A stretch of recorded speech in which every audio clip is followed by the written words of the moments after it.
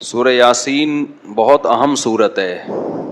اس میں اللہ تعالیٰ نے واقعات بھی بیان کیے، اپنی قدرت کی باتیں بھی بیان کی، اور موت کے بعد دوبارہ زندگی پر جو اعتراضات ہوتے ہیں اس کو بھی اللہ نے بیان کی۔ قرآن الحم سے لے کے والناس تک ایک ہی بات سمجھاتا ہے، ہم آزاد نہیں ہیں، ہم کسی کے غلام ہیں۔ اچھا، اس دعوے میں جو سب سے بڑی رکاوٹ بنتی ہے نا، جو چیز اس بات کو سمجھنے میں، وہ یہ بنتی ہے کہ اگر کامیابی اس کا نام ہے کہ اللہ کی غلامی اختیار کی جائے، تو پھر وہ لوگ جو کافر ہیں، وہ غیر مسلم ہیں، وہ جو مانتے ہی نہیں اللہ کو، ان کی اتنی ترقی کیوں ہے؟ دیکھنے میں کامیاب کون لگتا ہے؟ وہ لوگ لگتے ہیں۔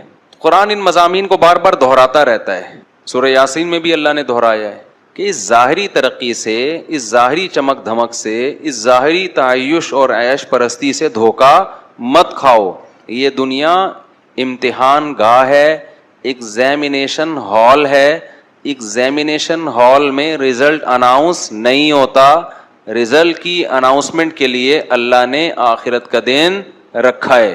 آخرت قائم ہوگی تو اس کے لیے اللہ نے عقلی دلائل بھی دی۔ عقلی کا مطلب وہ دلائل جو کھوپڑی میں آتے ہیں، اور نقلی دلائل کہتے ہیں جو نقل، یعنی جو واقعات ہیں کہ کیسے کیسے پیغمبروں نے قوموں پہ محنت کی ہے، لیکن ان قوموں نے کیسی نالائقیاں ان کے سامنے کی اور کیسا ان کا برا انجام ہوا۔ تو ہم یہاں سے شروع کرتے ہیں۔ اللہ نے فرمایا وَاضْرِبْ لَهُمْ مَثَلًا أَصْحَابَ الْقَرْيَةِ، اے نبی آپ ان کو ایک بستی والوں کا واقعہ سنائیں۔ یہ حضرت عیسیٰ علیہ السلام کے دور کے قریب کی کوئی بستی ہے۔ اِذْ جَاءَهَا الْمُرْسَلُونَ، ان بستی والوں کے پاس پیغمبر آئے۔ اللہ نے دو پیغمبروں کو بھیجا، قوم نے انکار کیا۔ فَعَزَّزْنَا بِثَالِثٍ، دونوں کو اللہ نے طاقت دی تیسرے کے ذریعے بھی، تین پیغمبر ہو گئے۔ بنی اسرائیل میں نا ایک ایک وقت میں کئی پیغمبر آئے ہیں، کئی پیغمبر آئے ہیں۔ فَقَالُوا إِنَّا إِلَيْكُمْ مُرْسَلُونَ، کہنے لگے ہمیں کس کی؟ تمہاری طرف۔ ان پیغمبروں نے ان کو کیا کہا؟ وہ جواب میں کہنے لگے مَا أَنْتُمْ إِلَّا بَشَرٌ مِثْلُنَا، تم تو ہماری طرح کے انسان ہو۔ میں بار بار کہتا ہوں، جتنے بھی اہل اللہ گزرے ہیں، جتنے بھی پیغمبر گزرے ہیں، جو سچی مچی کے اللہ والے تھے نا، سب کو یہی طعنے دیے گئے کہ آپ ہماری طرح کے انسان، آپ کھاتے ہیں، آپ نارمل لائف گزارتے ہیں، آپ سوتے ہیں، صبح اٹھتے ہیں اور پراٹھے کھا رہے ہیں، ٹھیک ہے نا، انڈوں پہ مرغی کو بٹھا کیوں رہے ہیں، آپ سوئمنگ کیوں کر رہے ہیں؟ تو بار بار بزرگی کا یہ تصور کہ وہ عجیب سی مخلوق بن کے انسان گھومنا شروع کر دے، پتہ ہی نہیں چلے یہ مریخ سے آیا ہے یا اسی زمین کی پیداوار ہے۔